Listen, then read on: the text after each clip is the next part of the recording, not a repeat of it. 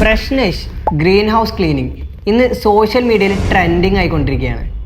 ആളുടെ marketing strategy എന്ന് പറയുന്നത് നെഗറ്റീവ് മാർക്കറ്റിംഗ് ആണ്. നമ്മൾ മലയാളികൾക്ക് ഒരു പ്രശ്നമുണ്ട്. നമ്മളിപ്പോൾ പോസിറ്റീവായിട്ടുള്ള കാര്യങ്ങൾക്ക് നല്ല കമൻറ്റുകളും ഷെയറുകളും ഒക്കെ ചെയ്യും. അതേ കാര്യം തന്നെ നമ്മൾ നെഗറ്റീവ് കാര്യങ്ങൾക്ക് ചെയ്യും. പ്രശ്നേഷ് എന്ന് പറയുന്ന ഈ ഒരു വ്യക്തിയുടെ സോഷ്യൽ മീഡിയ അക്കൗണ്ട്സിൻ്റെ ഓരോ വീഡിയോകളുടെയും അടിയിൽ പോയി നോക്കിക്കഴിഞ്ഞാൽ ഒരുപാട് 80% നെഗറ്റീവ് കമൻസ് തന്നെയാണ്. പക്ഷേ ഈ ഒരു നെഗറ്റീവ് കമൻസ് ആണെങ്കിൽ പോലും ഇപ്പോൾ ഇൻസ്റ്റാഗ്രാം അല്ലെങ്കിൽ യൂട്യൂബിൻ്റെ അൽഗോരിതം അനുസരിച്ച് ആളുടെ അക്കൗണ്ട്സ് എന്ത് ചെയ്യും, കൂടുതൽ റീച്ചിലേക്ക് എത്തും. ഈ കിട്ടുന്ന റീച്ച് ആൾക്ക് നല്ല ഫോളോവേഴ്സിനെ ഗെയിൻ ചെയ്യുന്നുണ്ട്. ഈ ഗെയിൻ ചെയ്തിട്ടുള്ള ഫോളോവേഴ്സിലേക്ക് ആൾ സ്വന്തമായിട്ട് ഒരു ബ്രാൻഡിനെ ബിൽഡ് ചെയ്തു. അതേപോലെ തന്നെ ആൾക്ക് ഒരുപാട് ബ്രാൻഡ് കൊളാബറേഷൻസ് കിട്ടുന്നുണ്ട്.